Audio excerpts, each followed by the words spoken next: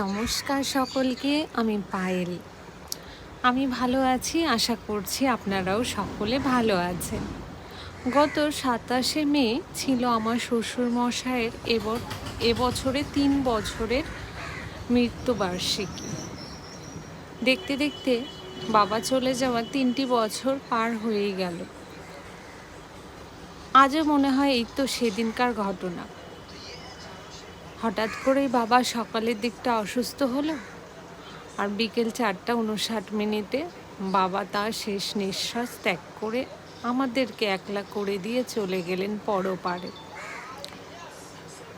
তো এবছর আমি আমার মতন করে চেষ্টা করেছিলাম এটুকু দিনটিকে স্মরণ করে রাখার। সেদিনে কয়েকদিন আগের থেকেই মনটা একটু কেমন করে ওঠে। তো এবছর যেহেতু বরমশাই বাড়িতে ছিলেন না, আর আমাদের গ্রামের বাড়িতে বড় করেই করা হয়েছিল, আমরা যেতেও পারিনি, কারণ বরমশাই বাড়িতে আসতে পারেননি দেখে আমরা যেতে পারিনি গ্রামের বাড়িতে। তাই বাড়িতেই আমি ছোট্ট করে ওনার জন্য এই দিনটিকে স্মরণীয় করেছিলাম, যাতে আমাদের মাঝে ৩৬৫ দিনের মধ্যে একটি দিন ওনার জন্য আমরা স্মরণ করতে পারি বা ওনার জন্য আমরা রাখতে পারি। তো সেই দিন ছিল একাদশী। এই কারণে সেরকম কিছু কিছু করিনি, বানাইনি বা রান্না করিনি।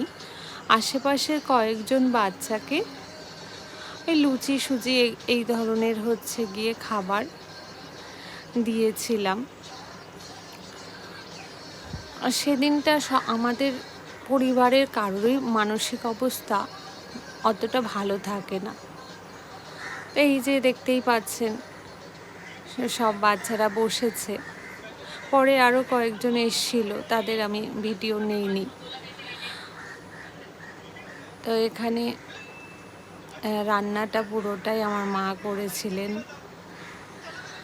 আর এইভাবেই আমরা সেই দিনটিকে স্মরণ করে কাটিয়েছি তার নামে। উনি যেখানেই থাকুক না কেন, আশা করছি ভালো আছেন। আমাদেরকে সর্বদা ওনার আশীর্বাদ বিরাজমান করে রাখছেন আমাদের মাথার